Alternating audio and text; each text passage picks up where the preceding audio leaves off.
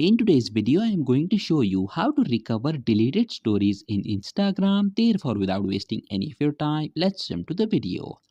If you have deleted some stories from your Instagram account and now you want to recover them, then what you have to do is to open the Instagram application.